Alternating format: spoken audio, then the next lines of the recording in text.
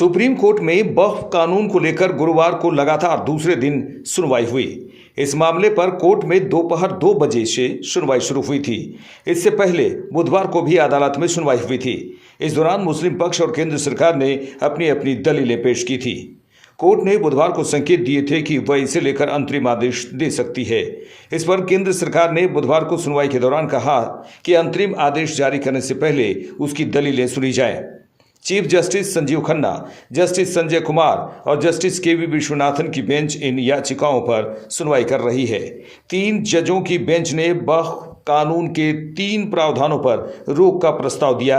इसमें वक्फ घोषित संपत्तियों को डी नोटिफाइड न करने का अंतरिम आदेश हो सकता है। कलेक्टर की शक्तियों को लेकर भी अंतरिम आदेश आ सकता है। वक्फ बोर्ड में गैर मुस्लिमों को शामिल करने पर भी कोर्ट अंतरिम आदेश दे सकता है। स्टे नहीं किया है। जो भारत सरकार के सॉलिसिटर जनरल है, उन्होंने अपना स्टेटमेंट दिया है कि अगली तारीख तक न तो काउंसिल में न वक्फ बोर्ड में कोई अपॉइंटमेंट जो संशोधित कानून है उसके अनुसार किया जाएगा। दूसरा बात, जो माननीय अदालत ने कहा कि जो वक्फ व यूजर है, जो रजिस्टर्ड हैं और गैजेटेड हैं, उसको गवर्नमेंट डी नोटिफाई नहीं करेगी टिल द नेक्स्ट डेट। तो बड़ी इंपॉर्टेंट बात है कि जो रजिस्टर्ड एंड गैजेटेड हैं वही सिर्फ डी नोटिफाई नहीं होंगे, उसके अलावा संशोधन के हिसाब से सरकार कार्रवाई करने को स्वतंत्र है और जो संशोधित कानून है उस पर किसी भी तरह का अंतरिम आदेश नहीं है। और अगली तारीख तक भारत सरकार को अपना जवाब और उनको जो भी डॉक्यूमेंट्स देने हैं वो देने होंगे और उसके बाद उनको रिज्वाइंडर का जो पिटिशनर्स है उनको मौका दिया गया है। साथ ही साथ जो स्टेट गवर्नमेंट्स हैं वो भी अपना रिस्पॉन्स देंगे और ये कहा गया है कि अगली तारीख पर सुनवाई इस पूरे मामले की जारी होगी। तो माननीय सर्वोच्च न्यायालय को जो रेस्पोंडेंट्स यानी कि भारत सरकार ने कहा कि हम डे टू डे सुनवाई के लिए तैयार हैं। आप पूरे मामले को, चूंकि ये पार्लियामेंट का कानून है, पार्लियामेंट के कानून को आप इस तरह से स्टे नहीं कर सकते हैं। और माननीय सर्वोच्च न्यायालय ने सॉलिसिटर जनरल ऑफ इंडिया के बात को माना है और उन्होंने संशोधन को स्टे नहीं किया है। सिर्फ उन्होंने उनके 2 पॉइंट पे सॉलिसिटर जनरल के बात को रिकॉर्ड पे लेकर के और अगली तारीख 5 मई मुकर्रर कर दिया है और 5 मई से इस मामले की सुनवाई शुरू हो जाएगी। सर, यथास्थिति की बात कही, यथास्थिति को कैसे लिया जाए? नहीं, यथास्थिति मैंने आपको बताया कि 2 मुद्दों पर कि जो काउंसिल में और बोर्ड में अपॉइंटमेंट का जो मामला है वो अगली तारीख तक जो स्टेटमेंट सॉलिसिटर जनरल ने दिया है कि कोई अपॉइंटमेंट नहीं होगा। और दूसरा जो है वक्फ व यूजर, तो माननीय सर्वोच्च न्यायालय ने अपने आदेश में लिखा है कि जो रजिस्टर्ड हैं और गैजेटेड हैं उसको गवर्नमेंट डी नोटिफाई नहीं करेगी अगले आदेश तक। सर, आप कौन से वक्फ बाय यूजर को डी नोटिफाई नहीं करेगी ना? मतलब नहीं, वक्फ बाय नहीं, सिर्फ वही जो रजिस्टर्ड एंड गैजेटेड हैं। सर, ये कोर्ट में हाँ, बिल्कुल, ये ऑर्डर शीट में है। जो रजिस्टर्ड नहीं है, जो गैजेटेड नहीं है, उसको सरकार संशोधन कानून के हिसाब से डी नोटिफाई कर सकती है। हम पूरे उस बिल को उस एक्ट को अनकॉन्स्टिट्यूशनल मानते हैं और ये आर्टिकल 25, आर्टिकल 26, 14 और 15 और 29 का ग्रेव वायलेशन है। ये हम पहले से ही बोल किया है और आज फिर आपके सामने रिपीट कर रहा हूँ।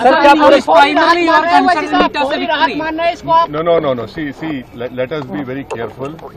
The Honorable Supreme Court, as rightly pointed out by my counsel, Mr. Nizam Pasha, the Supreme Court has said that the Central Waqf Council and the State Waqf Boards will not be constituted.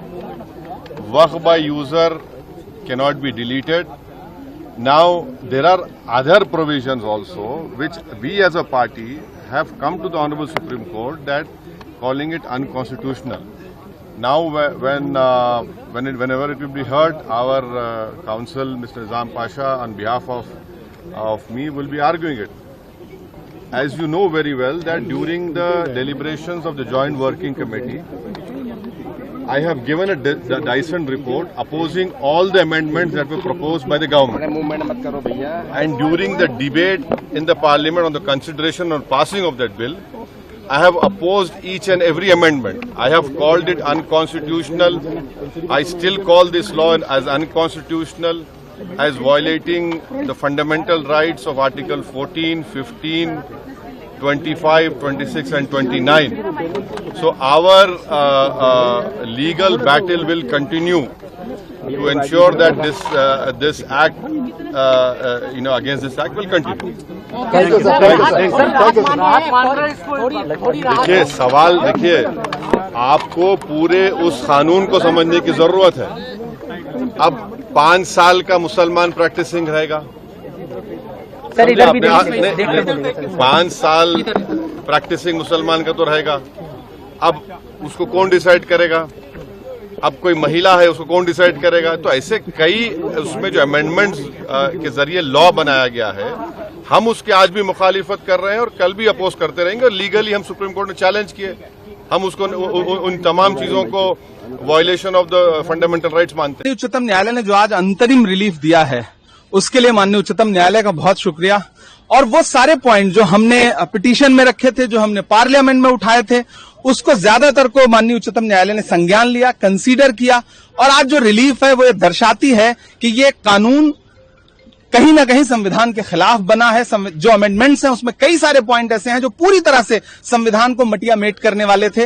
माननीय उच्चतम न्यायालय ने संज्ञान लिया और मुझे पूरा विश्वास है कि यह संविधान की जीत है, यह किसी पक्ष की जीत नहीं है, संविधान की जीत है। और आने वाले दिनों में जब फिर से सुनवाई होगी तो माननीय उच्चतम न्यायालय और मजबूती से इसमें रिलीफ देगा और सरकार की जमीन हड़पने की जो साजिश है उस साजिश को माननीय उच्चतम न्यायालय रोकेगा, मुझे पूरा विश्वास। देखिए, मैं तहे दिल से शुक्रगुजार हूं आज सुप्रीम कोर्ट का, सुप्रीम कोर्ट के तमाम जजेस का, तमाम वकीलों का, जिन्होंने आज धर्म से ऊपर उठ करके हमारे लिए खड़े हुए, मेहनत की, साथ दिया इस मुल्क को बचाने का। तो मैं आज हम इस फैसले से पूरी तरह से मुतमईन हैं। जिस तरह से आज केंद्र सरकार ने आकर कहा कि जो भी हम किसी किस्म का कोई रजिस्ट्रेशन हम नया नहीं करेंगे, कोई छेड़छाड़ नहीं करेंगे, जो वक्फ बाय यूज इस्तेमाल होती आई हैं प्रॉपर्टियां वो रहेंगी, जो मसाजिद हैं, जो दरगाहें हैं, जो कब्रिस्तान हैं, तमाम ऐसे ही रहेगा। और वक्फ के जो मेंबर हैं उसके अंदर भी किसी किस्म की वो छेड़छाड़ नहीं करेंगे, किसी किस्म का अपॉइंटमेंट मेंबर का नहीं करेंगे, बोर्ड नहीं बनाएंगे। तरफ से जो समय मांगा गया तुषार मेहता की तरफ से 7 दिन का, आपको लगता है कि वो डॉक्यूमेंट कुछ ऐसे पेश करेंगे? 7 दिन में वो जवाब दाखिल करेंगे, उसके बाद 5 दिन हम लोगों को दिया गया है। 5 रिट जो है वो जो है एज ए लीड जो है वो ट्रीट होंगी, बाकी सबको एप्लीकेशन के तौर पे किया जाएगा।